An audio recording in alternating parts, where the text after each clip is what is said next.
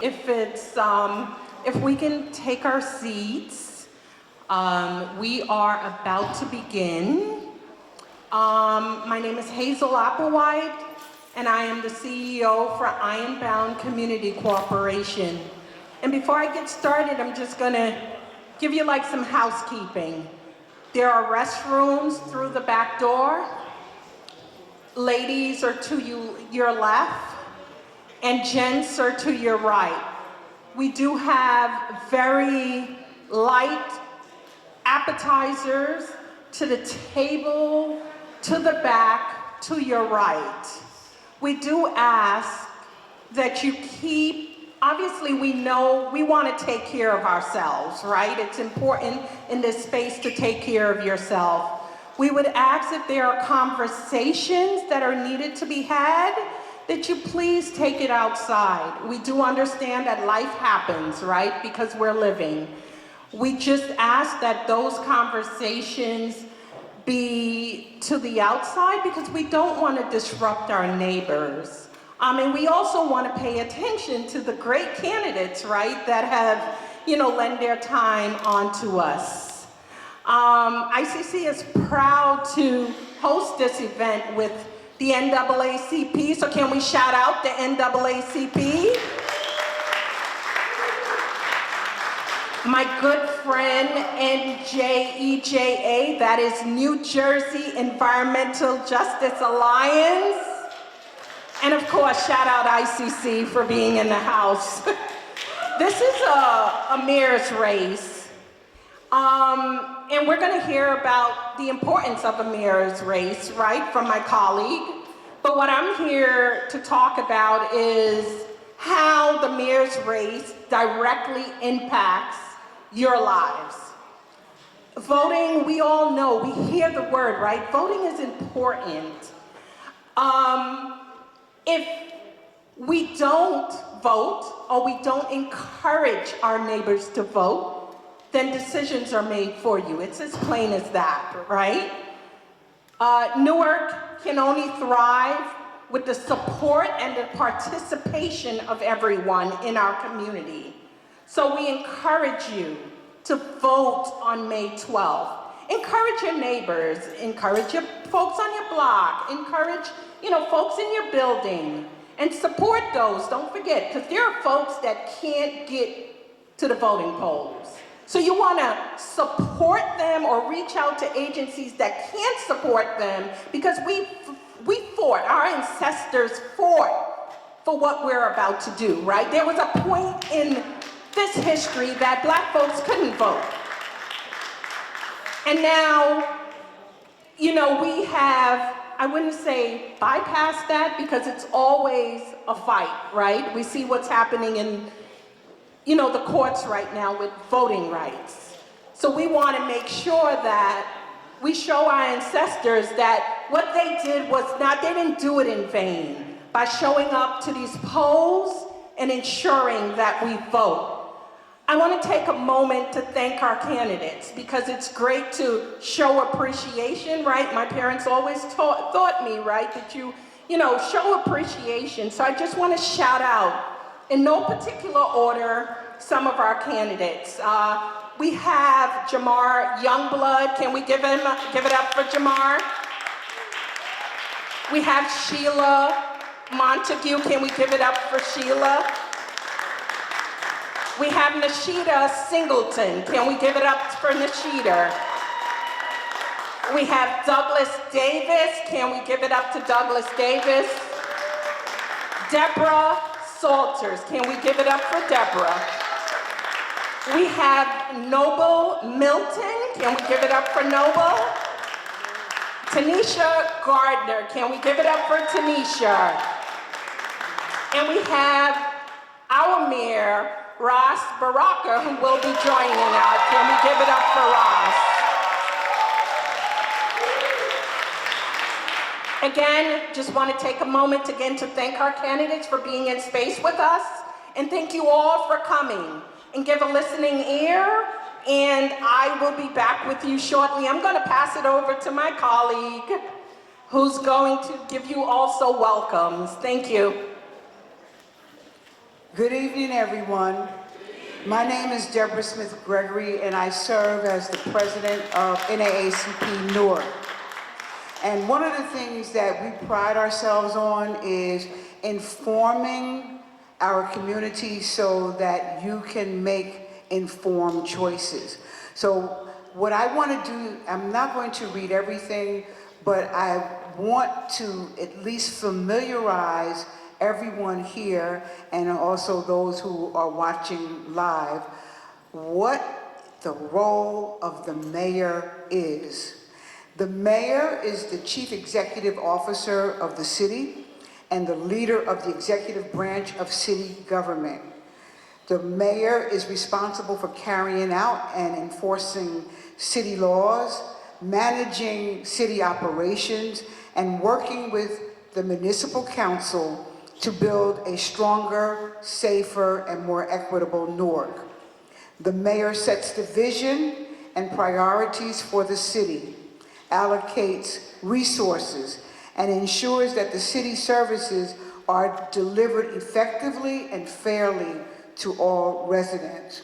And so this handout that I'm reading is for you to take with you and to share with your neighbors, and it talks live. Okay, so the questions, there won't be questions from the audience. This is our opportunity and the candidate's opportunity to talk to the community. So are we good with that? Okay, and to lead the conversation, we thought that it would be phenomenal for us to have a journalist to come in, sit down with each candidate, and have that conversation. Many of you may be aware of Andy Richards. She works on the Mosaic side, which is affiliated with NJ.com. And so she will take the lead. She will tell you how she's going to go about talking to each candidate. She will call each candidate. She is managing this conversation. And we know, I don't know how many of you are familiar with her, but she is not originally from here, so her viewpoint is much more objective than, say, someone who was raised here, right? And you might see her around, but you've never noticed her. But her work speaks for itself when she writes Mosaic articles. I would like to welcome Ms. Andy Richards.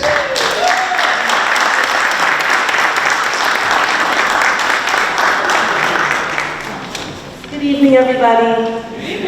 Thank you for that introduction, Deborah. It was very lovely to hear those things about myself. I'm a community reporter, and I really take my work seriously. I love being in the community, uplifting our voices, so tonight is a privilege for me.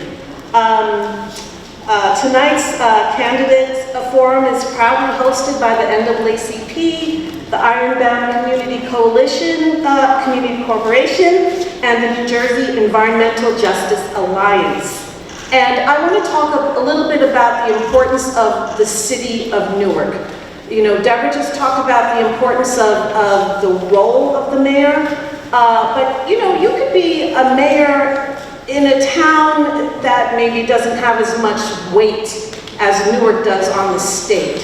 So just as a reminder, because I'm sure you're all aware, Newark is New Jersey's largest city with an estimated population of more than 317,000 people.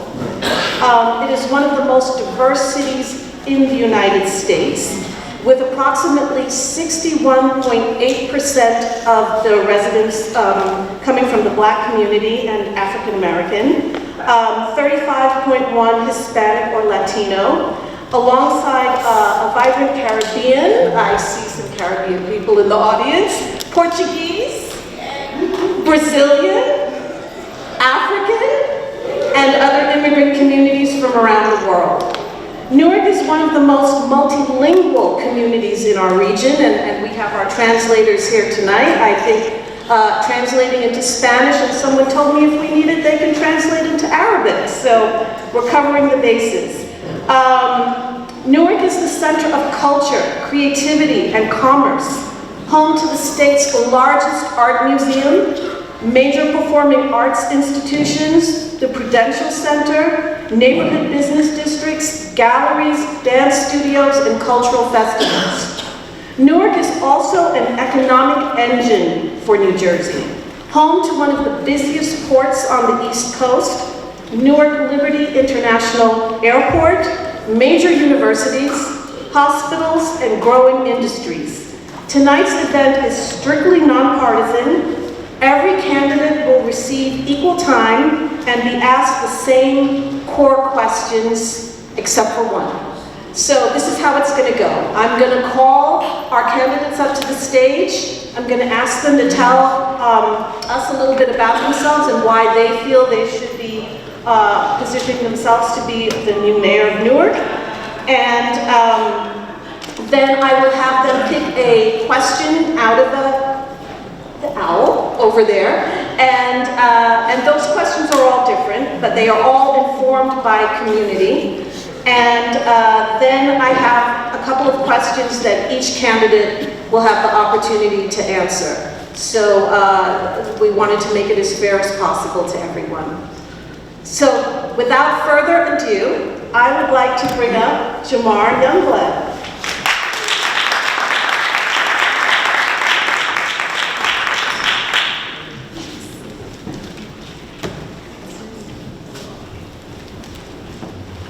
What's up, Newark?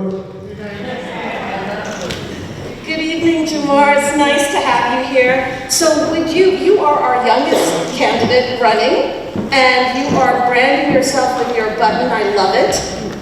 So tell us about yourself and why you feel you could step into this role.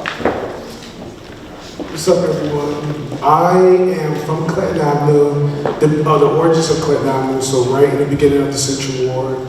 I'm a product of Newark Public Schools. I was in the Gifted and Talented program at Louise A. Spencer. I then was recruited to spend some time at St. Benedict's. I ended up going to school for undergrad studying finance. And then I went to grad school in Hanover, New Hampshire at Dartmouth College, where I studied how local governments operate.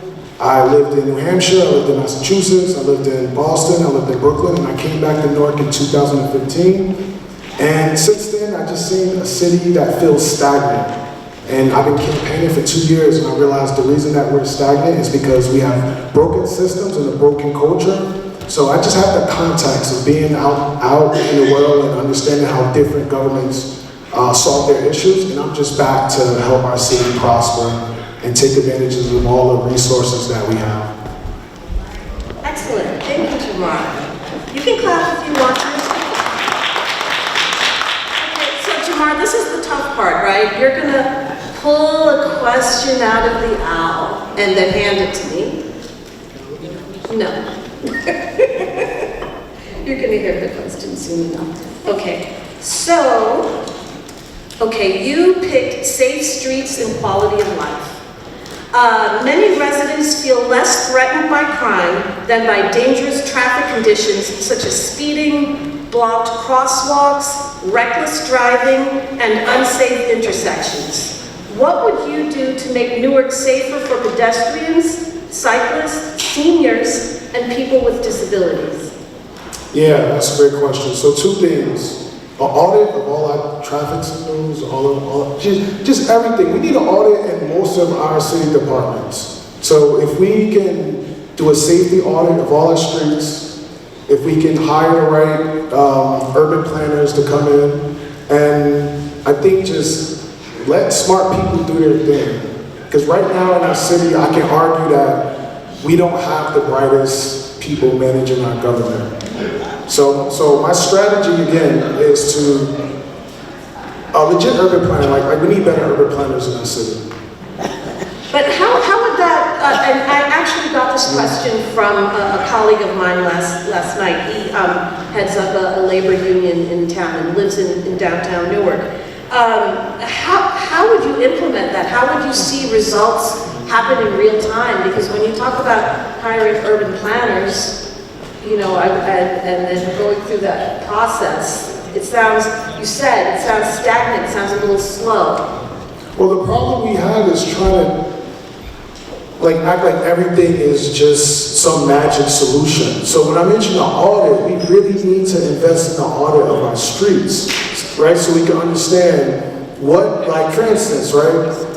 On Broad Street, people argue that that lane and it's just way too wide and that encourages people to go fast. But we would not know that if someone really, really intelligent could come into our city and explain that to us. I'm not going to sit here and act like I am the master of street design. I'm not. That's what we need to figure out how we can get an audit done so we can understand the problem so we can start solving it. And I think that's what's wrong with our culture now. Everyone's looking for some magic solution when the reality is we need to do these audits and all these programs so we can understand the real problem in our city. Okay, thank you.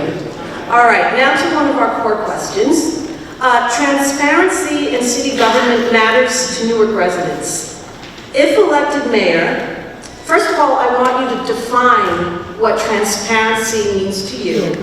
And then it's a two-part question. Then, if elected mayor, what specific actions would you take to make your administration more transparent and accountable? So transparent means just being honest with how we're spending money and how we're making decisions. And then again, this is something I campaigned on for the last 2 years because I just ran for Central Ward City Council. And just a few weeks ago, Mickey Sherrill implemented one of my ideas, which was a dashboard where residents can see how money is spent, they can see the results, and they can see what programs those or that money was allocated to in the results. So I campaigned on this. I know Dale Caldwell personally. I have a solid relationship with him, and I am quite sure they got that from me. I'm quite sure. So I will implement our own Newark dashboard where residents can see how money is spent, they can see where the money is going to, and they can see the results of the money that was spent. Okay, so the next question is also from a community member, and it's regarding University Hospital. University Hospital holds a unique place in Newark's history. Following the 1967 uprising and subsequent community agreements, the hospital became tied to promises of healthcare, access, investment, and accountability to Newark residents.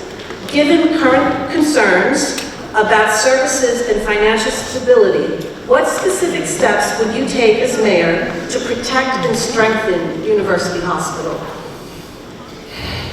So if we think about the problems that University Hospital solve, I'm sure there's many whether it's programs or people in our city that are solving the same problems. One of the issues we have in our city is so many organizations and people solving the same problems, but they're either competing against each other or they're not fighting against each other.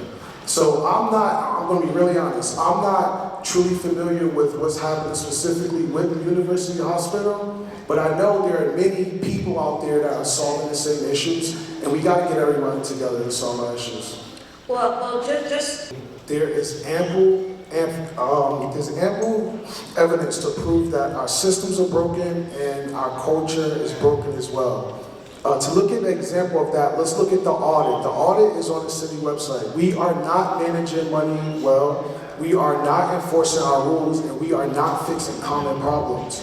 So the same problems we have today are problems that we had over a decade ago. But we're not invested in solving our most basic problems. So the change is that you're going to have smarter people in City Hall with more compassion and people that actually care about the residents. Because I can argue the last 12 years they say Newark has moved forward, but I say solely for developers, not for the 95% of residents. So what residents are going to see is a direct investment into bettering their quality of life. And smarter people in City Hall, they're gonna know that you have smart people in City Hall.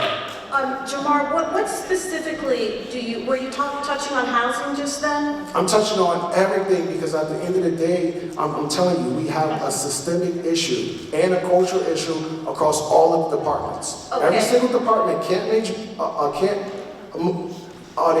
manage money well, And they're not enforcing their rules, and we're not fixing common problems. And that's across all of the departments. So you've identified the problem. I mean, what specifically, what has someone come up to you and said, I really need you to if you're elected, to work on this? So, I'm just trying to get a little bit more specific.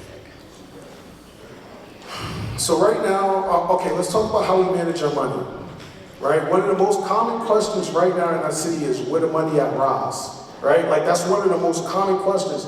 And that comes from information asymmetry, which means that one side has more information than the other side. That's what's happening right now in our city. How our city hall is managing money, or how they're making decisions, residents do not know. So I'm talking for transparency, allowing residents to see how money is being spent, also allowing them to participate in decision making.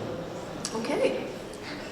And I created something called the Resident Decision Network, which literally is designed to include residents into decision making, into how we spend city money. Because right now, I can argue that 2 people are managing our city. I want to democratize that to as many residents as possible. Wonderful. Thank you so much, Yeah. Jamar. Thank you. Good job. Next, I would like to bring up Deborah Salters.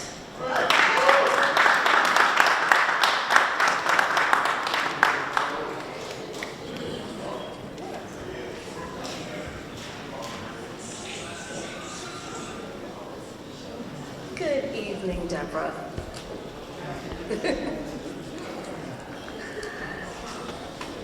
Thank you for joining us this evening. So Deborah, and make sure you speak into the microphone, I would like you to also tell our audience about your background and why you feel you could be the next mayor of Newark.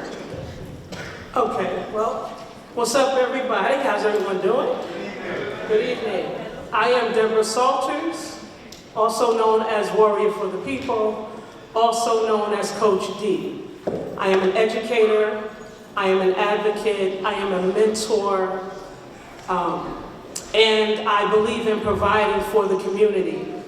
I have graduated from college, I have several certifications, I teach OSHA 30 to construction workers. I help build the workforce that I was once kept out of in the city of Newark. Okay, you know what, I just want to ask you a little bit about that. What do you mean you were kept out of? Tell us more. So I had to, due to the fact that I speak truth to power and I'm always asking questions about what goes on in our community, when it came to education, when it came to certain jobs, I was blocked out of those jobs in the city of Newark, so I had to go outside of the city to gain access to the credentials that I received. Meaning your OSHA credentials? Yes, OSHA, I do several things, IT, and all of those types of things, yes. Okay. Well, Deborah, pick your question and hand it to me, please.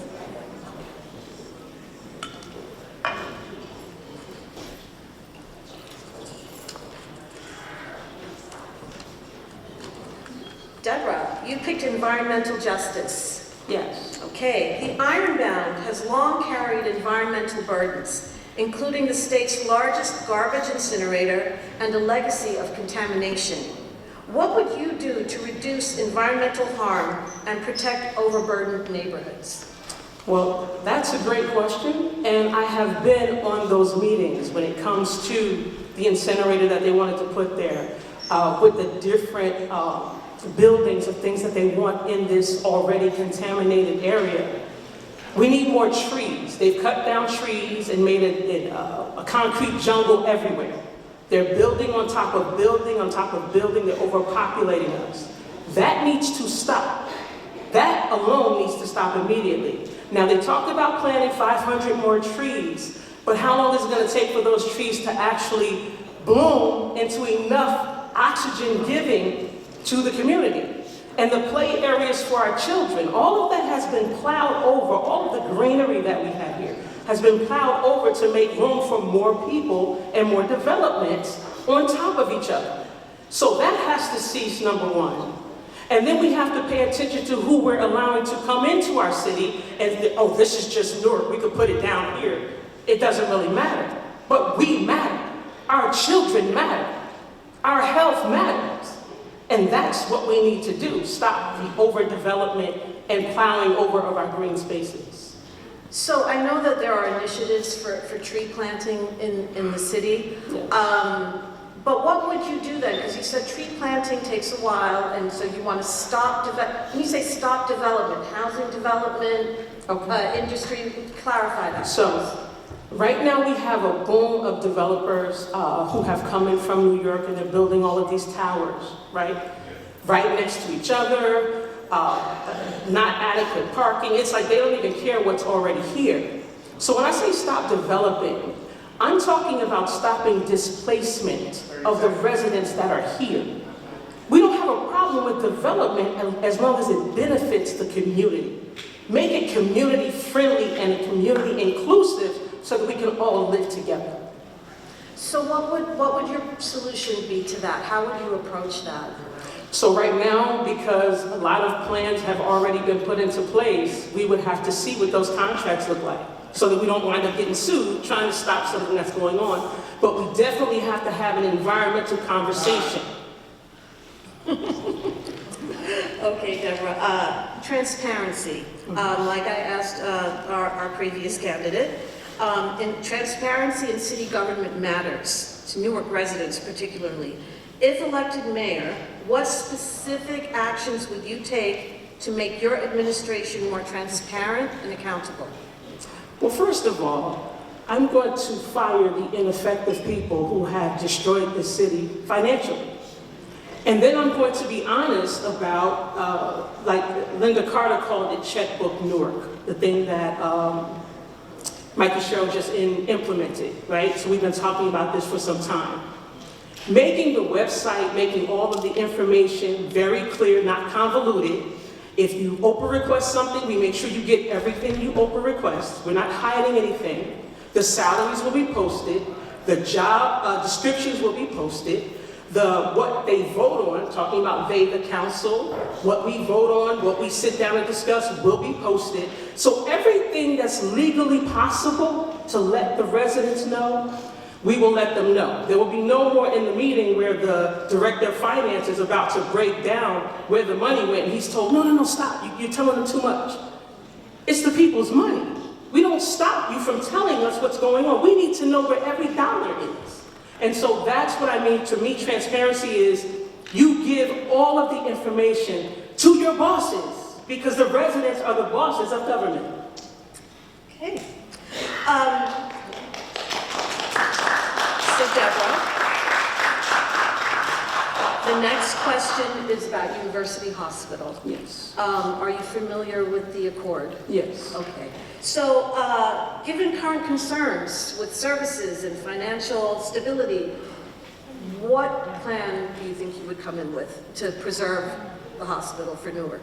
So I would need to sit down with those that we've made the accord with, right? There have been promises made on both sides, right? They get the money, even when when the hospital was initially built, people were moved out of their homes to make room for this hospital. So now they've moved the containers and they're building, even more to the hospital. But the complaints that I'm hearing is that as Black people, we're not receiving services. We go there and and I'm going to say it like it said to me, the illegals are treated better than we are. We can't get the services. We have to wait all night, but they're taken care of right away. And that's not okay, right? Because we're all here together, and those of us who have been here, who have been pushed out of certain areas, those who have given up their homes unwillingly to be, for the hospital to be built. It's not just for one side, it's for everyone, and we should all receive the same quality of life. Okay, I have to follow up with that. When you say the illegals are getting services that we're, meaning what, the Black community? Yes, well, explain that for me. right. So, exactly how it's said to me. Yes, so when you say illegals or undocumented, because they have been given plenty of benefits. And so when we go, and someone just complained about this a week ago, it's like, well, we've been in here for hours, they come in and they're seen right away. This has happened several times. So it's not equal anymore. and we're getting the back end because we're from here. It's like when we're here and we're from here, we're being treated worse, as if we don't belong here. Okay. And my last question. If elected mayor, what tangible changes would Newark residents feel in their daily lives under your leadership? Well, first of all, the dark cloud is going to be from over the city. We're going to put lights everywhere in the city. It's too dark, right? And I understand that homelessness is a business, plight and blight is a business, because we can ask the federal government for more money because things are, oh my God, we need money. No, what they're going to feel is that now I can breathe. Like you will feel the exhale. You know, the sun will shine a little brighter because guess what? The streets are going to be brighter. The streets are going to be cleaner. Also, we're going to fire those who've been wasting the city's money, because I don't know if you know this, but the majority of our budget goes to salaries. And these people are making $300,000 salaries a year, free cars, free gas, perks, and the people are suffering.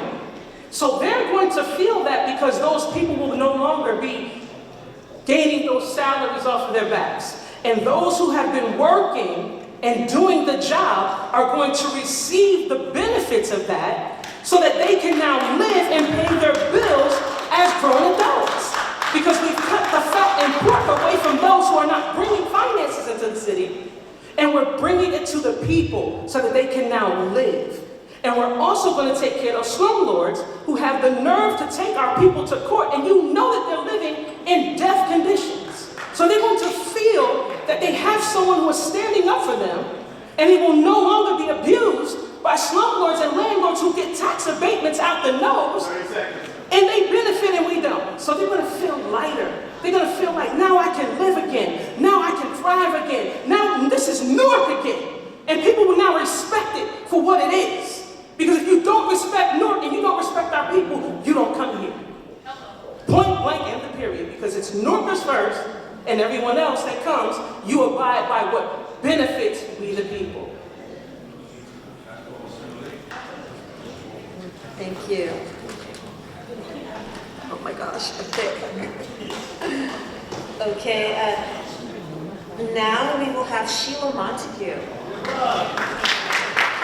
Ushering people in. Good evening, Sheila. Good evening. You know, I remember when I first moved to New Jersey, I think in 21, that you were running for mayor. Yeah, for sure. Yes, so you have name recognition. I don't know, perhaps. So Sheila, for our audience, tell us about yourself and why you feel you are the best candidate for mayor of Newark. Okay, so hello everyone. First I wanted to say thank you to you, as well as the NAACP of Newark for putting this together so that it could increase just the information that goes out to our citizens here. My name is Sheila Montague. I am a lifelong resident of Newark as well as a lifelong educator.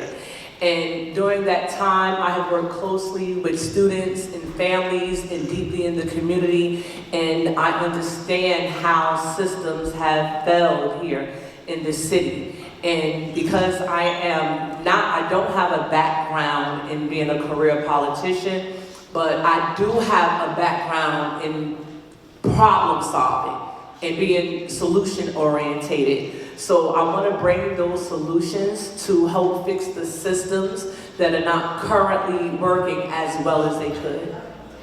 Sheila, give me an example of a system that you think is not working the way it should be. Okay, that's fair. So being a teacher, the first system I'm going to identify is the educational system. Right now, 4 out of 5 students are failing the state exam at a 3rd grade level.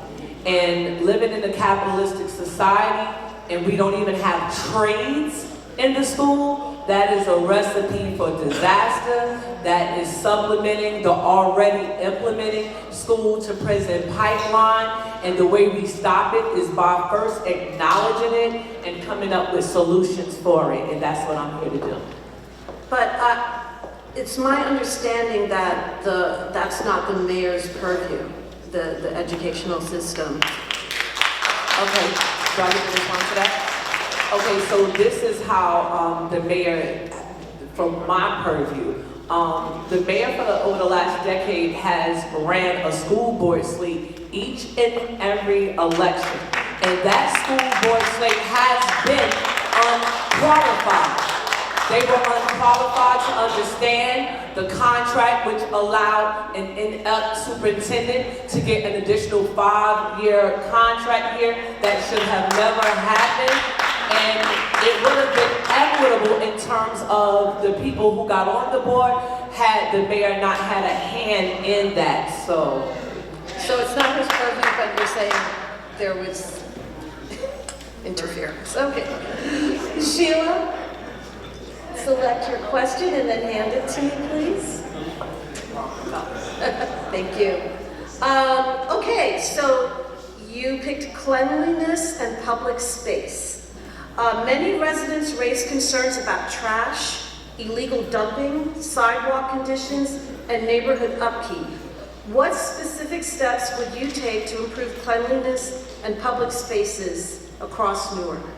Okay, so as a homeowner who lives here, I do share that sentiment in terms of public space and cleaning.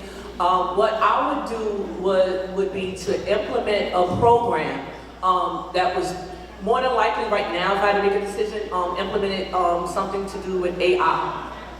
Maybe that would be vibe coding, but it would be something that would help offer transparency to our community in terms of being real time, in terms of turnaround. For example, if somebody has flooded in their community because the drains aren't being cleaned, they would be able to identify that in real time, and within a 48-hour turnaround, it would be attended to, and there would be a transparency because we have the technology to do that. And it's not like we don't have the money to do that. The money is just something being mismanaged, and we have to step up into where we are in terms of our technology and stop utilizing antiquated ways to keep our city clean. Also, it would be to choose people who are experienced when it comes to issues of sanitation, and not over stress them by putting them over 2 large departments like we have now.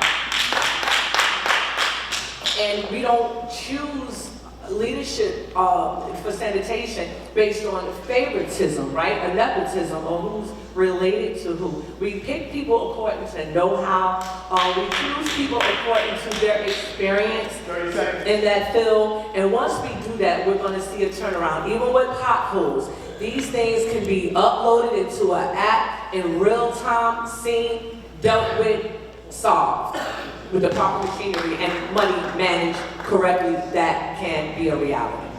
So you think there's more transparency in using an app as opposed to like me calling my council member and saying, you know, there's a pothole on my street, come fix it? Well, that's self-evident because they're not doing it. It's not like we don't have the resources to get it done. It's the execution that is failing us with the systems here in the city of Newark. Okay. All right, Sheila, transparency in city government. You heard the question before. It means a lot to Newark residents. So if you're elected mayor, what actions are you going to take to be more transparent and accountable to the residents? Again, being accessible, remaining a Newark resident and not moving out once I get elected. Being committed to the city and not running for higher office when the city's problems haven't been resolved here. And also creating a dashboard so that, again, people can see in real time exactly how money is being spent, line for line. I will make sure that I treat people professionally and respectfully so that I won't need $1 million detail to follow me or be in danger. We've had mayors in this town that have rode bikes around, and I'm very health conscious. I would like to do those things as well. So. Okay, so our next question is about University Hospital and its unique role in Newark's history. What would you do to strengthen our ties to University Hospital, getting better services and making it financially viable? So, you know, if you live in Newark, if you know, hospitals are not They're essential. We have to have them. We have over $1 billion ecosystem here that we can pull from. There are collaborative efforts that can be executed with RWJ, with different places. And it just takes doing the research, getting the collaborations, doing the funding, having raising the funds for it, and again, by collaborating with technology, that would be a great way to bring funds in. And of course, the corporations that are already here, Prudential, Audible, different places. Like I said, just those things alone can make a significant difference. Well, one of the issues is that Rutgers is infringing upon our community hospital, that they are taking over and therefore they're not serving the community in the way that the community needs. So it's something that's, I think, really important and that everyone should learn more about. It's not, they already have partnerships with RWJ Barnabas, but they are not working for the community. But if the doors are about to be closed, like you sound like you closed to further solutions. So I don't want to be. No, not me. This is a question from the community. Yeah. So for the community, like that has researched we don't take no for an answer. Closing hospitals is not a problem that's subjected to just Newark. Like I said, this problem exists in other places. So it's important for us to do the due diligence and research the same way we do in sanitation. Getting trucks that actually have water that come out of them, right? Using upgraded trucks with technology that actually gets rid of the snow and not pushes them up to close, cars into the banks. So it's all about doing the research, getting more collaborations, and just not giving up. And not, just having faith in the process. Okay, final question. If elected mayor, what tangible changes would Newark residents feel in their daily lives under your leadership? Immediately, Newarkers would feel safe. Criminology is very strongly surrounding the current administration here in the city of Newark. And I know for a fact that people would like that to change. And that would change immediately. Okay, thank you.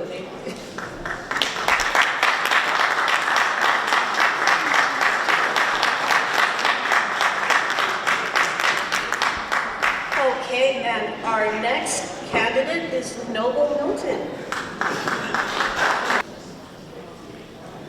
Good evening, Noble. You can have a seat and introduce yourself to our audience. Let them know a little bit about you, and then we can get to the questions. All right. My name is Noble Milton. I'm a lifelong Newarker. Born here at St. Michael's Hospital. Raised my 5 kids here. All graduated, 4 graduated from Science Park High School. My oldest graduated Rutgers. Taught over at Technology High School. I have 2 at NJIT. I have a junior and a sophomore.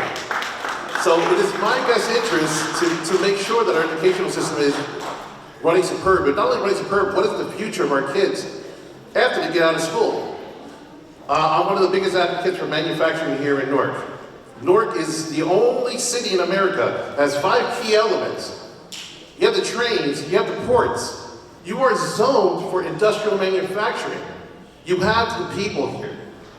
And the thing is, we are not utilizing, even the airport itself, we are not utilizing these to our advantage.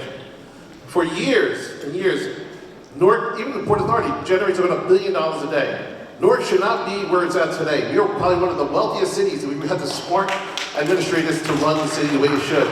We're running inefficiently, and we know it. And I don't understand the reason why we need to continue down this road. So when I become mayor, and I think I will, people are going to see, don't laugh, because we have $4 trillion of manufacturing already signed deals to come to America. You have Apple alone. Look it up. If you want to look at your phones real time, Apple, $500 billion. You have the Taiwan semiconductors, several $billion. These companies need a city. There is no other city but Newark that they can come to. But we do not have an administration that is catering and directing Newark to them. They're not going to just come to us. We need people to get out and show how amazing Newark is. And we're not doing that. We don't see that. And if you're proud of Newark, you should understand what I'm saying. We need to get our citizens back to work. Newark is 70% blue-collar workers. Yet we are catering to white-collar jobs. What do we have? We got Prudential. We have Audible. We have Panasonic. This is not what makes up the people of Newark. And you guys think this is okay. No, this is wrong. No. Let's change that. Thank you. And did you say what you do for a living? What your career is? Well, that's a beautiful thing. I'm a contractor. Right here in the city of Newark, we put up the light rails. Davenport Light Rail Station, Bloomfield Light Rail Station. I worked on Track 5 and Penn Station. I know infrastructure. I know what money is. I know how to hire local. I also know how to hire DBE, Disadvantaged Business Enterprise. That's us, minorities looking for work. This is what we need to do. The more we understand how the system works, the more we can hire the right people. Okay, thank you, Noble. Noble, select your question and hand it to me.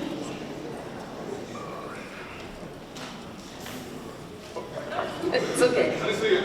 It's all right. All right, Noble, you picked affordable housing. So, right up your alley. Newark has experienced significant development and rising housing costs, while many working families struggle with rent burdens. Basically, people cannot afford their rent. What specific steps would you take to expand affordable housing, prevent displacement, and help longtime residents remain in the city? This is a beautiful question, by the way. This is an easy one for me. First of all, you know that Newark is 76% renters. All the developments we built, all they say, they promise, listen, we're going to give 25% of these developments to the lower income. We also know how the county screwed up everything by using what they call the AMI for the medium income over the county, not in the local Newark. This definitely disenfranchised the citizens here of Newark. You are now being compared to those who are living in Millbourne and Short Hills who are making millions of dollars a year, and you're over here making $40,000 a year, and they put you in the mix. Now you have an average median income of $120,000, now considered low income. The developments that we have here, my proposal is from here on forward, you're not just going to end up giving those 25% low income, we're going to sell 25% of all development to Newark citizens. No longer are we going to be renters, we're going to be owners. And here's the kicker, all the contractors who are working on those contracts and working on those developments, working on those developments, we're going to make sure they are also shareholders in the bill. We want local contractors working in every single contract. Here's another thing. We want our students to work with these contractors. They can do internships with contractors. How many developments in Newark are hiring or at least entertaining our students with their development and teaching them a long set skill? Yeah, sure, Ross created this beautiful program for HVAC and all that, but we have 40 different developers right now ready to hire, and we can get them, teach them project management, teach them actual skill sets of carpentry and HVAC on the job. Why are we not mandating this? Why has this mayor failed our students this way, failed our citizens this way? Okay. So, my next question is about transparency, but before we move on to transparency, what is, as a contractor, what is stopping you from creating relationships with schools and students and bringing them into the work that you do? We streamlined NJIT students are actually interns for our office, and people are on our 20th intern from NJIT directly. So you're not being blocked from doing that? No, this is the thing. We need them to teach on the job from the developers. Only 20 students is not enough. We need hundreds of students to come out of school and get on the jobs today. That's what we need. Okay. So transparency in city government. You've heard me ask the question. Sure. If elected mayor, what specific actions would you take in your administration to make it more transparent and accountable to the residents? Well, if you remember back in 2005, we had a mayor that was selling off some private properties to some of his relatives. I don't want to say who it was, but guess who took him to court? The council did. What do we have today? We have a council and a mayor in bed together. This cannot happen. You guys here, all you Ross fans, you think this, I know you know this is wrong. So we need to change that relationship. When I get into office and they're going to deal with me, you know damn well I'm not in bed with them. So you identified the problem, but how would you make things more transparent? What are some of the tools that you would use? Well, obviously we own the internet. Real quick, you can take and get everybody go online, every single transition. When you're an executive mayor of the office and you're writing a contract, before that contract is signed, it should be in display for the public. Before the council votes on it, they should be to the public's eye. You know, I think Jamar, you got a great idea. What he said, 10,000 people to vote. That's a great idea, Jamar. I'm going to give you credit for that. Somebody's going to give you credit. I'll give it to you. But that's what we need. We need the people to make the decisions for our city, not the politicians who are getting paid off in the back door.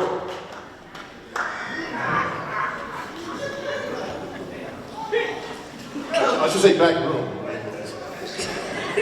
I'm not going to touch that one. Okay, so we're going to move on. University Hospital. Yes. Are you familiar? Yes, the report. With the report. 1968 report. Tell me about it, because I think we need to hear more about this from someone who's a lifelong resident. Tell us about what you know about the Newark report. Well, it was basically protecting seniors, protecting the most vulnerable in the city, and a way for them to afford health care.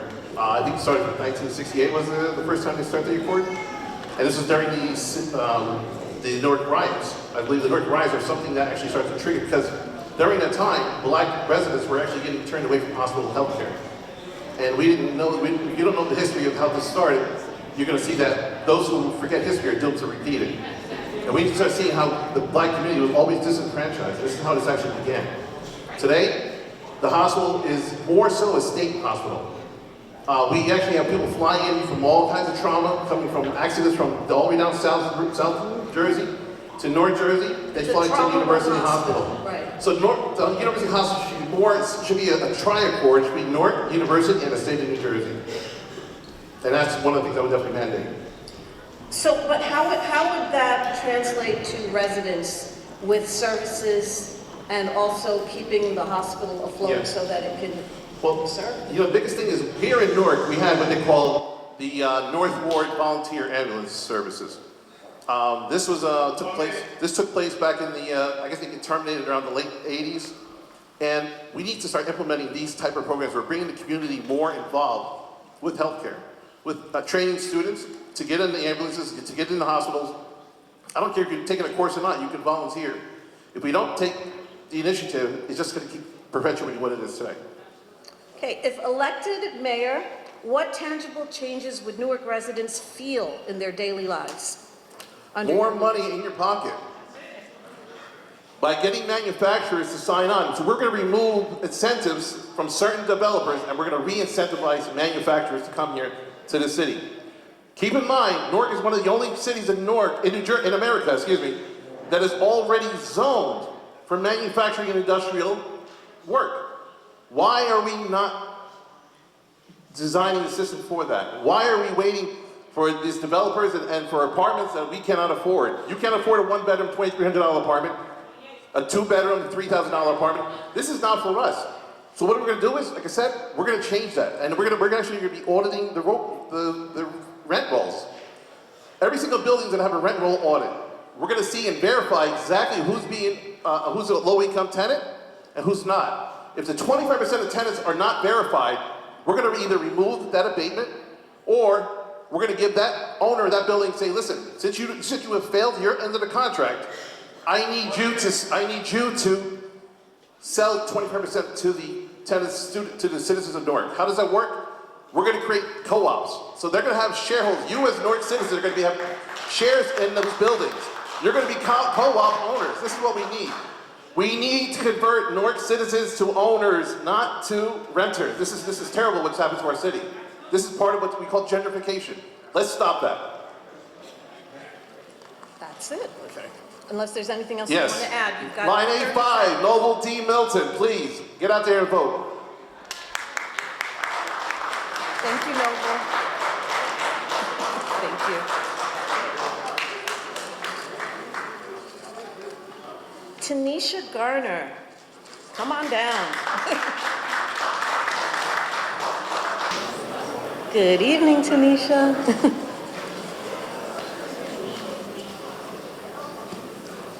Good evening, Tanisha. Thank you for joining us. Good evening. Would you tell the audience about your background and why you feel you are best suited to be Newark's next mayor? Good evening, everyone. My name is Tanisha H. Garner. My middle name is Hafiza, and Hafiza in Arabic means guardian and protector. I have been doing this all my life. Ever since I was a little girl, I used to always fight for the underdog. And also, I'm also a community organizer. The last thing I did recently was actually took the city planning board to court because they changed the zoning law for developers. It went from, it was called the Riverfront Redevelopment Plan, and it went from 12 stories, and it changed the zoning law from 12 stories to 226 buildings and 230 buildings in the beginning of the Ironbound. And I know many of you are familiar with Terrell Homes. I also fought for Terrell Homes. I remember staying to 12 o'clock midnight fighting for those residents because they needed a community benefits agreement of only $25,000. It was supposed to be 2 phases. One phase was for the seniors, and the second phase was supposed to be for the families. They never built a second phase. And the senior building, it wasn't like you got a one-for-one replacement. And if y'all are familiar with Newark housing, a lot of our properties has been demolished, and we have not received a one-for-one replacement. So this is a major concern. And also, before that, I was part of Vista AmeriCorp. And Vista AmeriCorp, I was a tenant organizer.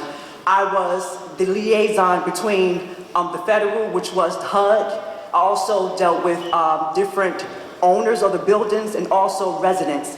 And I taught them how to advocate for themselves. I had 440 Washington Street. When that little girl died in that building, I wrote a recommendation to HUD and also to that particular entity at that time. And I asked them for each floor that they had respirators on there. I also fought for Aspen River Park apartment residents where there was mold, and I had to fight for seniors, and I ended up getting a relocation. I also fought for residents who were being evicted, and I went to court with them as a representation to be able to save some of them, because a lot of the recertifications were null and void because the manager did not do their job. So what I'm saying, I'm fighting, I continue to fight, and I will be fighting. And also, also another thing that I did was, I was part of Tri-State Transportation Camp. I actually went to New Jersey Transit Board, and I actually met with one of the board members, Nara, and I fought for the 31 and the 24 and the 44 to get back online. And at that time, I worked with Assembly Benson. We worked on the Bus Rider Bill of Rights, and that's for the whole state of New Jersey, because you know that New Jersey Transit is in a deficit. That means every year it goes up perpetuity, and people are struggling. And I remember fighting for 219 Mile Prospect, when those residents were illegally evicted because they said the city condemned the building. Remember that last storm? Did you know they came that Saturday to displace them with no warning?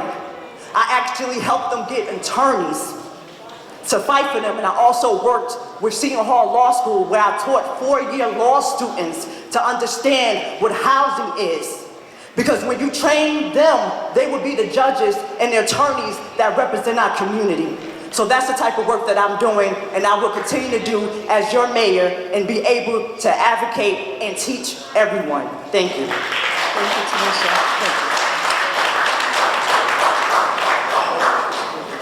Thank you. All right. Tanisha, you chose public safety. So Newark has made progress in public safety and recently emerged from 9 years of... Sure. Can we get silence in the back, please? Thank you. So Newark had federal monitoring for 9 years. That ended. And last year, at the end of the year, we saw a spate of violence. You know, children were killed, young adults. How would your administration build on the progress while also addressing the violent crime and protecting Newark's youth? You know, it's so sad because I know we had a lot of boys and girls clubs, and a lot of children had a lot of activities. So what you have to do is keep their mind and their spirit alive. So we need to talk to them personally to understand what they need. I remember I also was part of Rising Tide Capital, and so basically they helped low-income entrepreneurs. And I also have a business called Chosen Designs where I make custom-made jewelry and also t-shirts. And when I did that, when I graduated, I remember this young brother, he got killed at higher court. And I had to, when that happened, after that, we had a graduation, and at that time we had the Newark shops. And we used to have it was like a group of us, and we had a shop that was on Polk Street. And I had the honor to be able to do a ribbon cutting. And I spoke about that brother and the conditions of our community. And so what I did was, I did this program called Love Where You Live and Live Where You Love. And so what I did was, I took different children within the area in the Ironbound, and it was Higher Court, it was Terrell Homes, it was Aspen River Park Apartments, and it was also children in a neighboring community. And I was blessed by Prudential to be able to take them to a hockey game. And one of the young youth, he was actually a hockey player. So what we need to know is, what do our children need? And when we want to talk about violence, it's always been violent here. You have to remember, we live on a planet that's full of polarity. That means negative and positive energy. What do we choose? We live in a world that we never, as black people, we never received our reparations, and we're still fighting. We helped open doors through our civil rights for others to understand, to be able to have a mechanism of some type of freedom. It's all of us that has to work together. They said the police is supposed to protect and serve. We have to be community. Community means all of us. So what does that mean by block watch? Block by block. And it's going to take all of us to make this work happen. Thank you, Tanisha. Okay, so the next question, as you heard, is about transparency in city government. What would you do to make your administration more transparent and accountable to the citizens? First of all, what is transparency? Transparency means working together. First, you have to be educated. So civics is very important. The simple fact that we don't have civics in schools, or does the community understand what laws are? God gives us laws. So what are the laws that's governing us as human beings? And then it has to be through transparency, is understanding the needs of the community. What do you need to have your best quality life of being a human being? We must get back to the basics. We have lost who we are. We are the salt of the earth. We must rise up and we must work together. That's what transparency is. And the way that you hold us accountable, you tell us when we do something wrong. And we must also educate you to understand how the system is working. We're dealing with the federal, we're dealing with the state, we're dealing with the county, and then you deal with the city. So once you understand each role and how these laws are being put against us, we must organize on all levels, right? So once you organize on all levels, you know the power that you have. You must remember what your ancestors have fought for. They have died fighting for everything that we're fighting for now. So that's what we have to do, is remember and keep each other accountable. Thank you. Thank you. Okay, Tanisha, the next question is about University Hospital and their special relationship with the city of Newark, and how do we keep the hospital financially stable and able to provide the services that we need. So I know you mentioned something about a cord. I guess I have a somewhat understanding of it. So what happened with the 1960 riots, that was across the country. And then we also forgot when it was blight. When they blighted our city, they actually displaced. When they built that hospital, they displaced residents. So I believe they were supposed to give back to the community, and then also they were supposed to give jobs to the community, and they were supposed to help heal the community. So when we're dealing with mental health issues, what are we facing on? But it's sad when you look at how the medical system has always been against us. So that's why we need to educate our children to understand science and to be these leaders and these doctors and these attorneys, so when these particular cases come up, we know how to fight back. And then how do we get the resources? We need to have, the community need to start healing one another. That means through our food. Our food, they're killing us through our food. And then why are they rushing African American women when they say that we have the highest mortality rate of births and they rush us in the hospital? So these are the issues that we have to talk about, and we have to be real. The simple fact that Rutgers University bought the school, how are you teaching our youth about healing the community, understanding the mind, understanding the soul, and stop killing? And then we'd be able to get the resources, and then we'd be able to do the competitions that when the scientists are doing, because it's all science, and they get their money from doing different type of like events, or not events, I can't think of the word right now, but different type of things that they do. If elected mayor, what tangible changes would Newark residents feel in their daily lives under your leadership? It's going to take a lot. It's not going to just happen overnight because we are hurt. And it's about us having these real, true conversations. The first thing I would do is definitely have meetings, because I know we have a lot of churches and we have a lot of schools. And then it's like, how do we meet the people where they are and understanding their needs? And it's like, how do we start to heal? Once we start to heal, then it will be a change. So many people feel defeated. So how do we be able to uplift one another?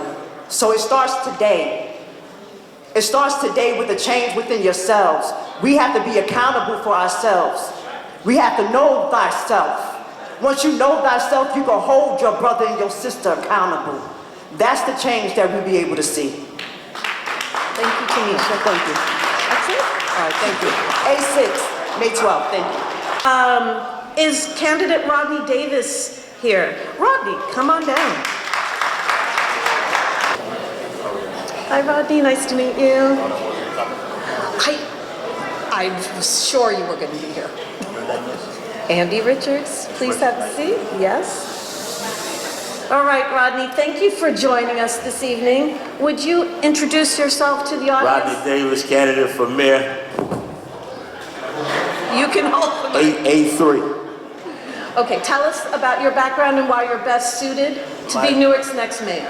I've been working construction and development for my whole life. I started working with my father when I was 18. So I'm 60. I've been basically doing it all my life. I was involved in numerous projects. I didn't have to become the mayor to do development. I was already doing.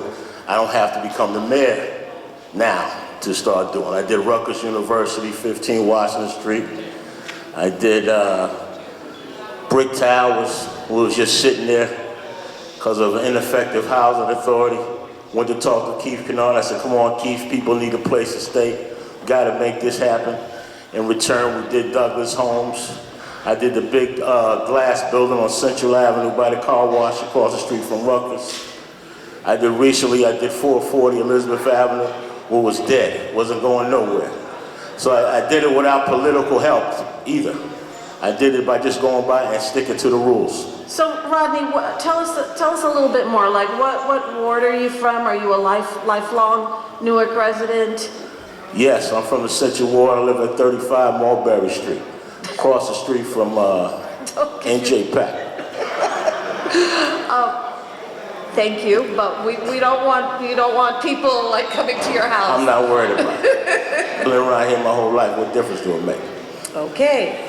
All right. So, Rodney, Yeah. The way we're doing this is people are picking questions. Oh, yeah. So pick a question and hand it back to me. Here you go, young lady. Thank you.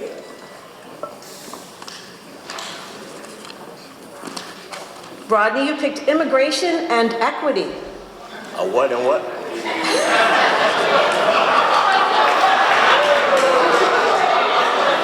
you say immigration?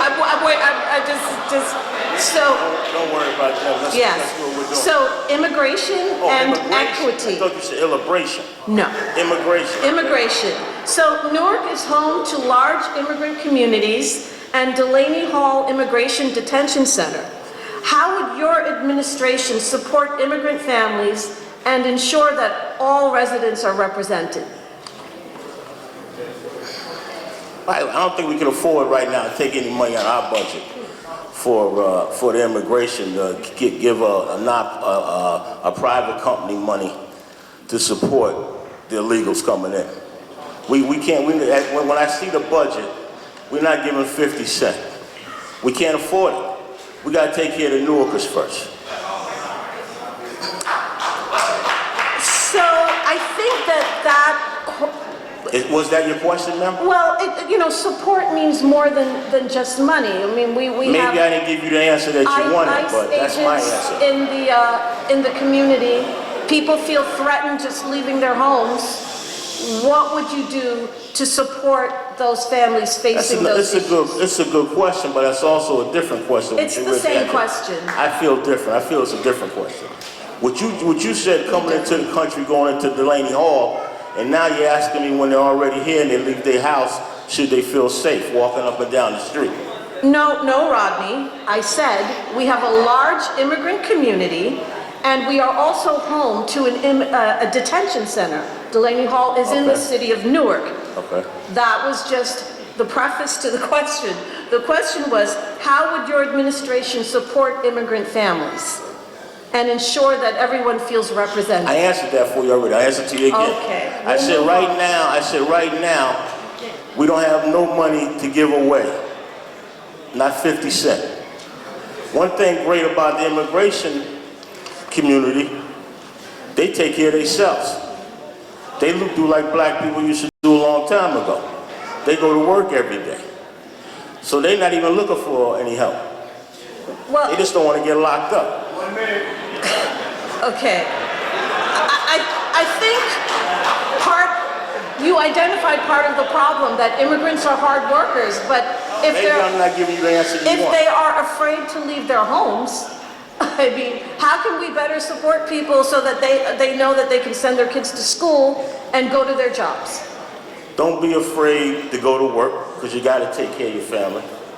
Who's going to be mad at somebody going to work every day and you're not bothering anybody? And if they have kids, they got to go to school. Today, that's an interesting question. Today I was on Lafayette Street. And we going on Lafayette. I've been in Ironbound for the last 30 years. When when they go into school, it's very crowded. So we have to know that United States of America, Essex County, State of New Jersey, City of Newark have enough schooling for the immigrants' kids. Okay. All right, so the next question is about transparency. Yeah, what about it? So I want you to, and thank you, Tanisha did this, define what transparency means to you, and then tell us, if elected mayor, how your administration would be transparent and accountable to Newark's residents. Well, first thing, we got to be transparent from day one. Well, define what transparency means to you. Give me a chance, I'm a black man, I talk slow. First thing we got to do is with the budget. And what we got to do is we got to have an audit, and the whole audit and the city budget has to be for anybody in the world to see. And that's what I mean by transparency. Let's talk about the budget first. Let's figure out if it's 290 million, 280, 277. Let's find out what it is and take it from there. So I want to be transparent. You're already transparent about building permits, the CCC, zoning. They got it's transparent, but they got the app for that. So we got to be transparent about the budget. Are they leasing cars every day? How much gas the council people spend on gas? They're not buying no tires. We want to be transparent down to the last penny. We need to know everything. Citizens of Newark. 1 minute. Okay, yeah, I think our first candidate, actually, Jamar, brought up the idea of audits to track how money is being spent. But it sounds like you want to go down to the micro details. Down to the last penny. You ain't getting nothing. It's over. Why you got to get a new car every year? Come on. Maybe we take the cars away from you. Use your own car. What you need a city car for? Ain't nobody else got a city car? Do you got one? You got a city car? I don't work for the city. I don't got one either. So why everybody else got to have one? What you need a city that's cost? We in a deficit, right? Okay. So you're a lifelong resident of Newark? Yeah, absolutely. Okay. Third generation, grandmother, father, mother. Okay, so the next question is about University Hospital. You couldn't give me a harder question than that. It's actually a very complicated question that has seemed to stumped everyone tonight. It's a very easy question. Okay. You want to ask it first, or? Yeah, I would. Let me read it to you so that you hear the question. University Hospital holds a unique place in Newark's history. Following the 1967 uprising and subsequent community agreements, the hospital became tied to promises of healthcare, access, investment, and accountability to Newark's residents. Given current concerns about services and financial stability, what specific steps would you take as mayor to protect and strengthen University Hospital? Step one, I'm not here to strengthen University Hospital. I'm here to strengthen the citizens of Newark. And transparency on the hospital. If they're building $1 billion hospital over there, I don't see no black people over when I go over there. That's my field, that's my energy. So I want to have total transparency for, you got the agreement there, but in 2026, moving forward, I want to have permanent jobs in the nursing industry. And I don't want to start at NJIT Rutgers. I want to start at Shabazz High School, Weequahic High School, Eastside High School. I want to start right there getting the kids involved. Why wait, you know? Start them in the nursing program. I work at Rutgers already. I got experience. So I ain't coming in wishing and talking and thinking and dreaming about it. I already did it with Rutgers already. They're not hard people to deal with. They just don't have the right people talking to them to bring the funds back to the citizens so they can have jobs, the construction jobs. I've already done it before. This ain't nothing I'm making up. Go next door to the Newark Library. You'll see it right there, 15 Washington Street. And think of Rodney Davis, A3 for mayor.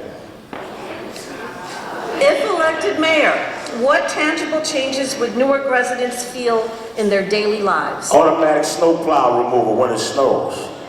No excuses. Automatic pothole fix. All the potholes a paving program. Now when it's becoming like one of the #1 topics, you figure the budget would be the #1 topic. People talking about the potholes more than that. Safety, we're gonna get a real police director.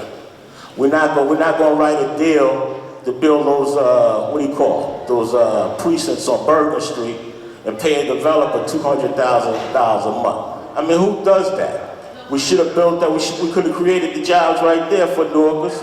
We design it, we build it, we decorate it, and we take all the money from it. And you get none, Mr. Developer. All those special interests know they gone when I get in there. They already know that. Bye-bye. So when you say special interests, what do you mean by special interest? You got a group, a clique around here that's getting everything, and me and you ain't getting nothing. What contract you got? I'm not. Whatever. I ain't got one either. You can tell the truth, man. Thank you. Thank you. I bet you take a poll right now, 98% of the people in this room ain't got a city contract. They might have a job. Not everybody want a job. The city of Newark can't give everybody a job. The county can't give everybody a job. The state can't give everybody a job. We got to create jobs. So beyond the snowplows and filling the potholes, what else would I feel if I were living in the city? I was by the church. I went to church yesterday. Mount Calvary Baptist Church on Seymour Avenue and Hawthorne Avenue. And all the sidewalk infrastructure. The trees are coming out. We used to do that. We used to have an infrastructure plan for sidewalks across the city. Once again, you create jobs. We can talk about creating jobs all day, how to do it. Okay, thank you very much, Rod. Thank you very much. We done already? We are. Put it. Thank you. And our final candidate will be coming up shortly.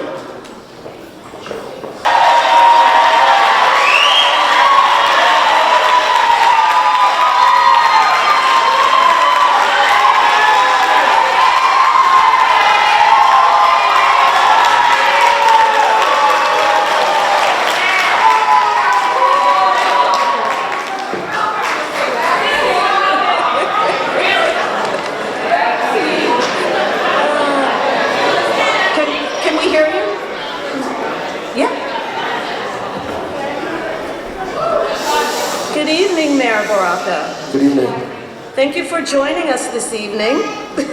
Thanks for having me. So I'm not going to ask you to tell the audience about yourself because I think most of us are very familiar with you. What I would like to talk about is your public service record. What would be different or newly prioritized in another term under your leadership? That's a great question. There are a few things that we have not finished.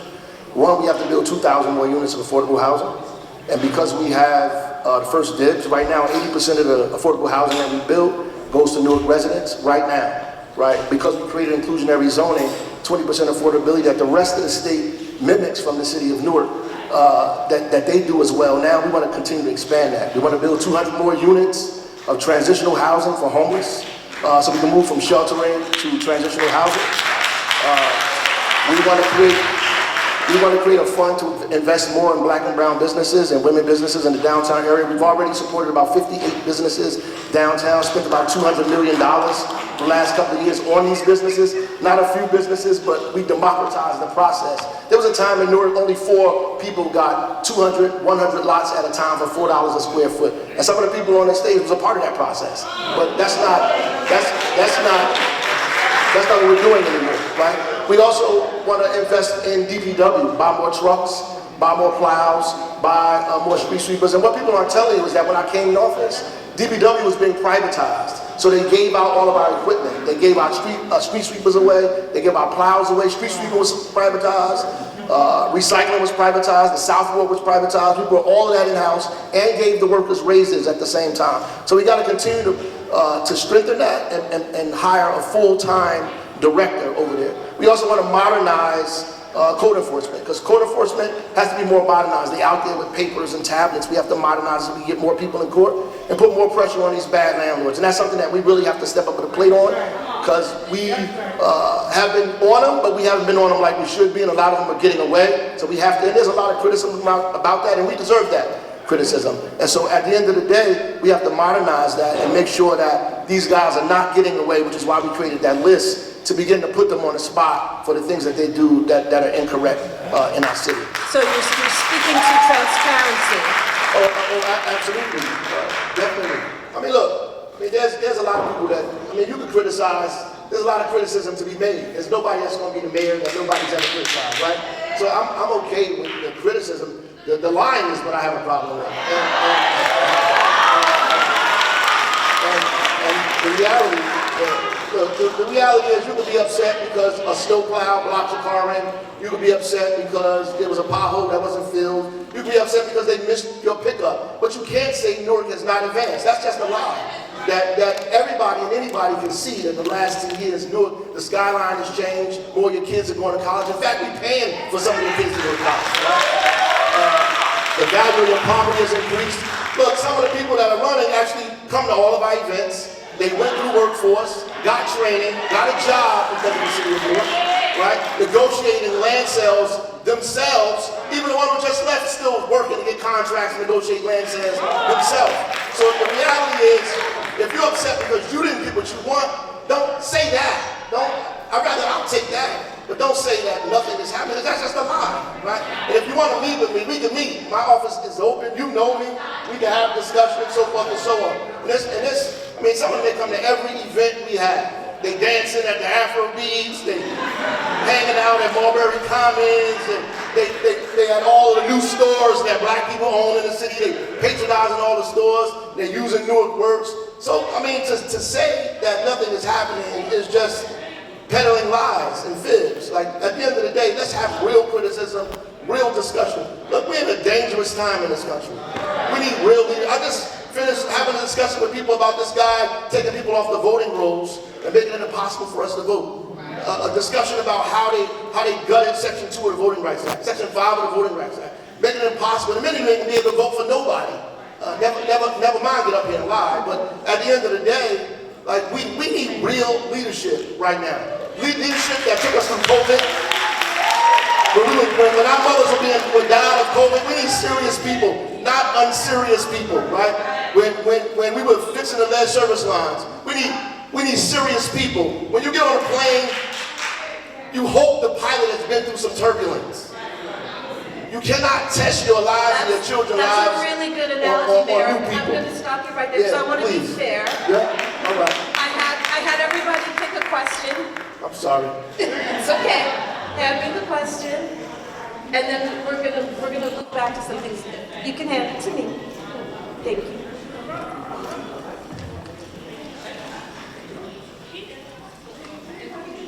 Oh, this is a great question for you. Economic development and jobs. Right. Newark continues to attract investment and development, but many residents ask whether growth is reaching local neighborhoods.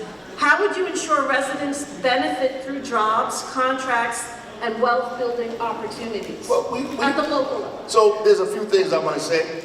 Affordable housing in Newark is difficult because we are not in other cities. The amount of the salaries that people are earning in the city is still low. So the average income of people in Newark is about $37,000, $38,000, right?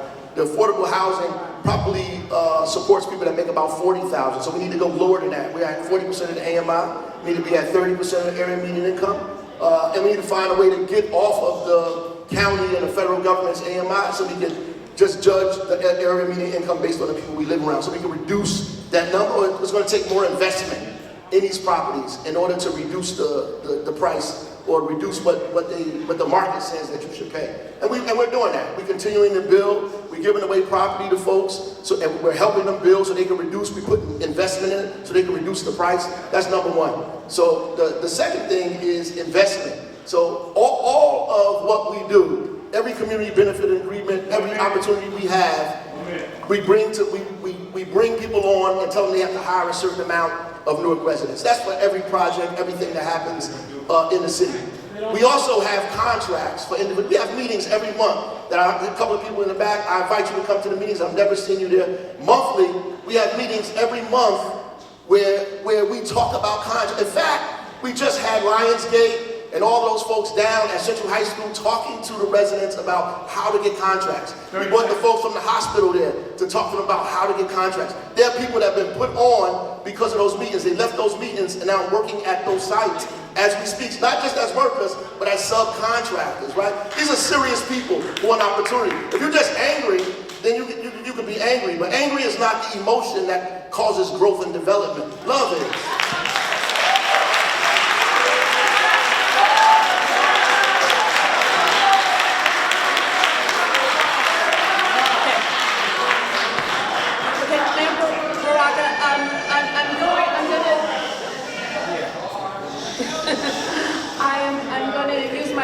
Here, I want to ask you a question because I feel like it's important to our community.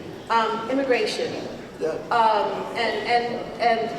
the safety of people in our communities with the detention center, with ICE agents everywhere. You had an interaction with them last year. Can you tell us a little bit about that and tell us what you are doing to help our immigrant communities feel supported? Well, we have an incredible relationship with our partners that are, in fact, trying to build a wall around this ICE thing that is pushing back in our community, attacking individuals, targeting people because of the language they speak, because of the way they look, their accent, just pulling people over randomly. And what they have effectively done is put our communities against one another, make us believe because I'm helping the immigrant community that I shouldn't be helping them. The reality is we are protecting the 14th Amendment, we're protecting people's constitutional rights, and if you let these folks violate anybody's constitutional right, you're next. We should be the loudest people defending anybody's constitutional right. The right against illegal search and seizure, right to due process. We're supposed to be defending everybody.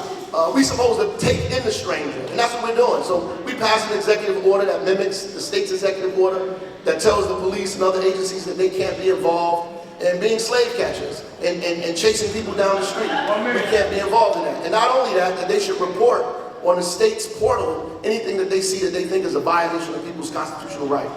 I'm proud of that. I went down to the Lady Hall with the Congresswoman so she could do her job, and they deliberately and purposely and intentionally arrested me when I was outside of the facility, not even on the facility, and they dropped their charges, and I'm suing them today for that.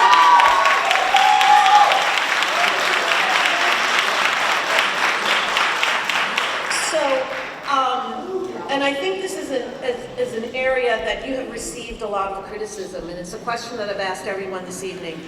Transparency in city government matters. If you are re-elected, will you make any changes in how your administration could be more transparent and accountable? Sure. I mean, at the end of the day, there's always room for growth around that. We have the People's Assembly, right? And so what Cynthia McElroy does in the People's Assembly, she organizes community meetings, hundreds of them. Not two, not three, hundreds of community meetings with community folks, and some of these folks been there, real community meetings where people come out, and I have to give it to some of the candidates actually showed up before they run. They come to these community meetings, and I give them credit for that. Not everybody does that. These community meetings where we engage, and sometimes these are not easy conversations. Sometimes these are difficult conversations that people are having about their quality of life in the community. We don't run from that. We don't shy away from that. We have legitimate discussion, debate around the things that are going on, the things that we need to improve on, the things that we're doing not so well, right? So I don't think that we are running from transparency. We can do more meetings and create more block associations and have more opportunities for people to speak. Absolutely. I've never not come to a community meeting or was afraid to show up or afraid to get involved. People who know me know that I'm not afraid to do any of that at all. I just want to talk with serious people. And that's this foolishness. I mean, people creating these taglines. Where's the money? That's so stupid, right? It doesn't make sense. It's silly because all of the stuff is public. And do you think this Trump administration would allow me to steal money? Like these people are not sane. And when I was running for stuff, I never invited the police into the Sharp James office or any of these people, or said they was doing this or said they was doing that. Why? Because these people are not our friends. And you can't say you love the people, but then turn on them this way, right? And not only that, I just have to say this. You govern how you run. If you run, no holds barred, you'll do anything, you'll say anything to be elected, you'll lie, you'll make stuff up, you'll say whatever you want to say in order to get ahead, that's dangerous. And when those people become elected, they're going to do that same dangerous stuff to us in here. We should be afraid of them. How do you get in front of the federal building and invite Donald Trump into the city of Newark? How do you do that? How do you justify inviting Donald Trump here? Somebody that's stealing our voting rights, that's chasing immigrants through the city, that's telling us they're going to pull our names off of the voting rolls, that took away food from our grandmothers and our daughters. Then you go to the federal building and invite Donald Trump to the city? You ought to be ashamed of your damn self.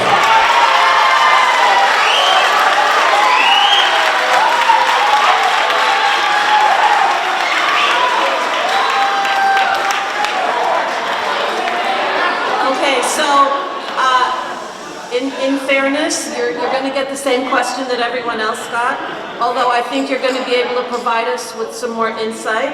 It's about University Hospital, which came up with a unique accord after the 1967 riots, which your father played a prominent role in that and in the abuse from that event.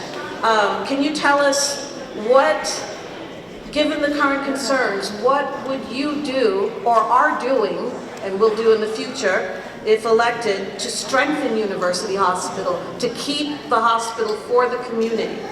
So there's a few things that we have to do. You're right, the Newark Accords have never been held up. They are building or expanding a new hospital. They're building a new educational facility as well, and we've been communicating with them about making sure, number one, that Newark residents are on those properties, not just in building them, but on it after the fact. That they create a pipeline where we'll be able to get doctors and nurses and all these folks that are coming, medical professionals that are coming through this pipeline, going to the new university or new college that they're extending there. That's number one. Number two, we have to make sure that the state government fully funds the hospital. And that's what we've been going back and forth with them about. They need to fully fund the hospital, fully fund those nurses, make sure they're not cutting services for Newarkers because they're not funding the hospital, make sure that capital dollars are there so we can grow the hospital the way it needs to grow. I mean, all of that is important, and we have to be at the table to do that. I have somebody that sits on University Hospital's board, So we engage them as much as we possibly can about jobs, about making sure we come through the hospital, about making sure they expand ambulatory care to our residents, and making sure that the Newark Accord is held up to, right?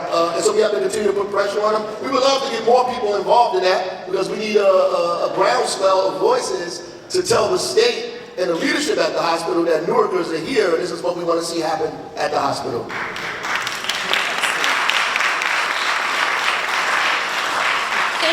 If re-elected, and this is a tricky question for you, so if re-elected,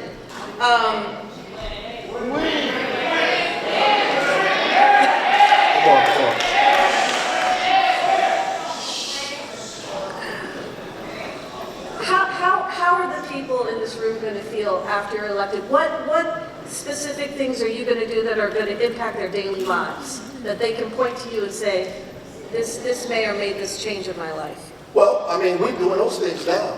Kids that couldn't go to college, we paying for them to go to college. People that lived in the projects, that never owned a home, we gave them keys to their first home, right? Opportunities that individuals to start and expand their businesses. We invested in people's businesses that have opened up downtown. You don't have to take my word for it. There are countless businesses in the downtown community. You can talk to those people and see how we help them and change their lives. I mean, that's just the reality of it. You could talk to individuals who were renting a space where their store was and now owns the entire building and doesn't have to rent anymore, owns the restaurant downstairs and the retail above. Like I said, there were 4 home developers in the city that were getting 100 properties at a time, right? I watched folks go to these council meetings and berate African-American women who are trying to own their own stuff today when they could not have it before. This is shameful stuff, right? They go down there and call people coon. I mean, it's ridiculous. They would never do this if the shade of the people who were down there were different. That's just a fact of the matter.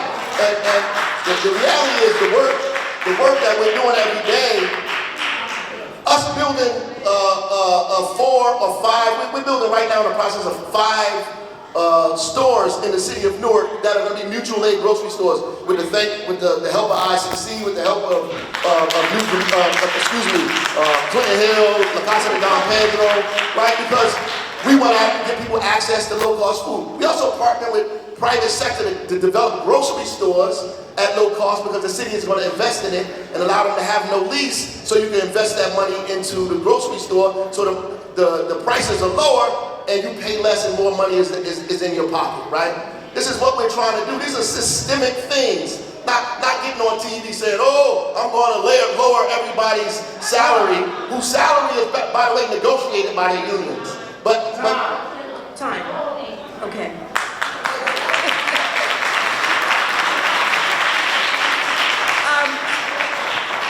We have a little bit of time, so if... That's right.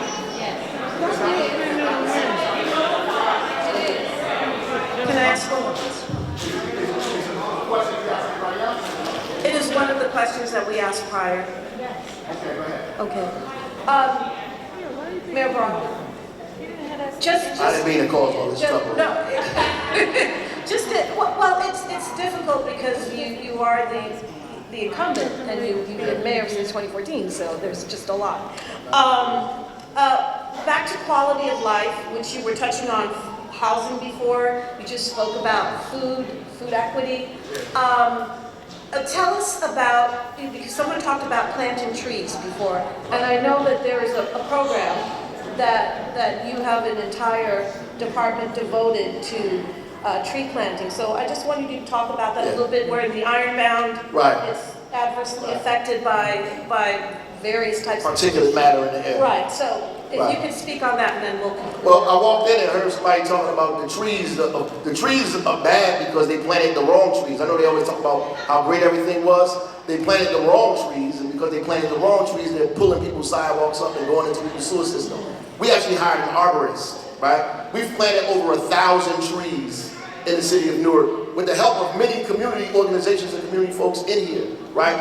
And so we are in the process of planting more trees as we go. And also they deal with the heat island index. We are in the process of doing white roofs, so we're going to paint a lot of the city buildings on the roof white so that the sun rays bounce off, and not absorb, so we can reduce the heat in our city, because about a quarter of the kids in the city have asthma because of the particulate matter in the air, and the heat is hotter in Newark, 10 degrees, than most cities in the state, probably in the country. So that work is very important work, and we have the Office of Sustainability. Nicole Hewitt Cabral has been a godsend to us in the city of Newark, right? And she's been doing awesome work, not just in Ironbound, but throughout the city, to make sure people's quality of life is better environmentally.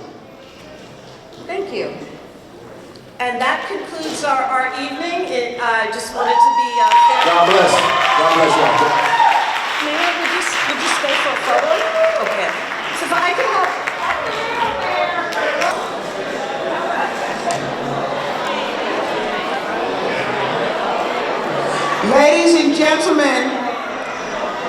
Ladies and gentlemen, if you're going to continue to talk, please do it quietly so we can close our program. Much appreciated.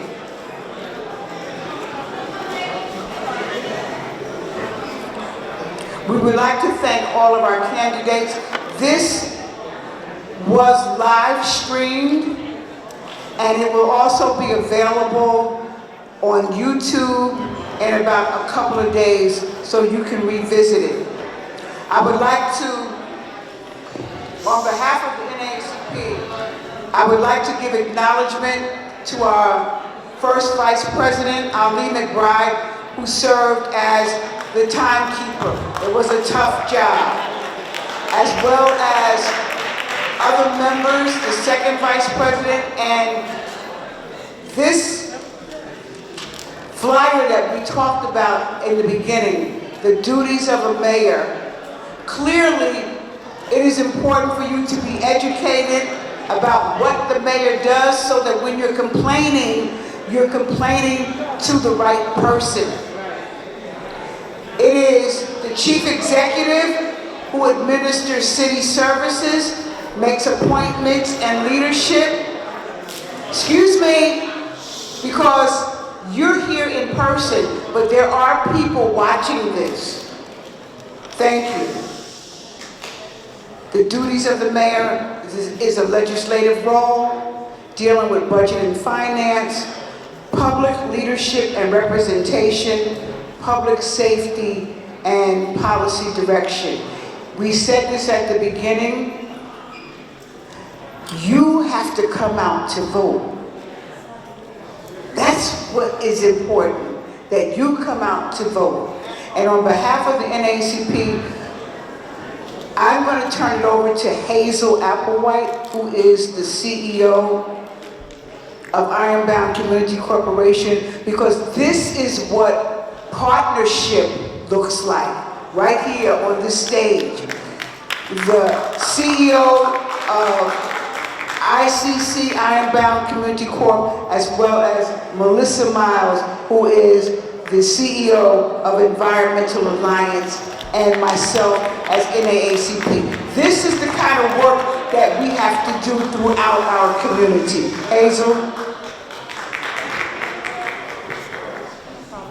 Thank you. Just first want to make sure that I thank everyone for coming. I'm also going to thank the candidates, right, for coming up and showing out, right, and giving us their thoughts. Also want to give a shout out to Andy, our moderator. She was amazing.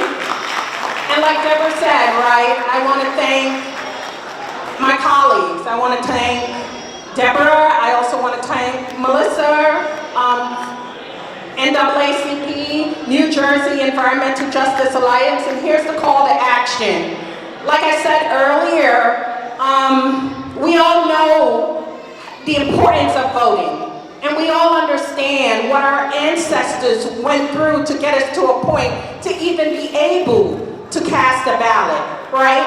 So when I think about voting, I look at it as also honoring my ancestors that walked this fight to ensure that I have this right. So please, on May the 12th, go out and cast your vote. It's also important for you to tell a neighbor. And like I said earlier, if you have a neighbor that cannot make it out to the polls, please lend assistance. That's what community is about. So May the 12th, you have the mayor, you also have the council. Please go out and vote and cast those ballots. I'm going to pass it over to Melissa Miles, who will close us out. Good evening, everyone. I don't want to stand between you all and your families and your dinner, so I'll make it short and sweet. I love this forum because more than anything, it demonstrates just how passionate Newarkers are about themselves, their communities, their families. This is a place that is unlike any other in the country.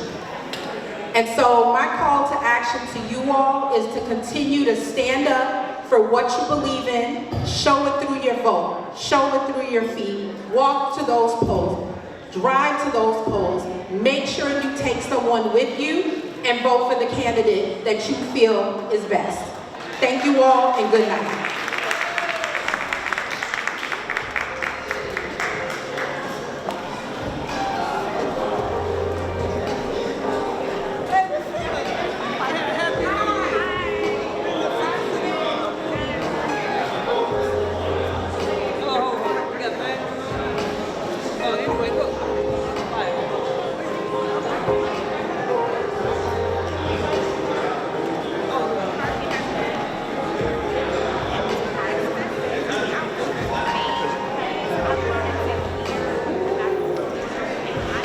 Because more than anything, it demonstrates just how passionate Newarkers are about themselves, their communities, their families. This is a place that is unlike any other in the country. And so my call to action to you all is to continue to stand up for what you believe in, show it through your vote, show it through your feet, walk to those polls, drive to those polls, make sure you take someone with you, and vote for the candidate that you feel is best. Thank you all, and good night.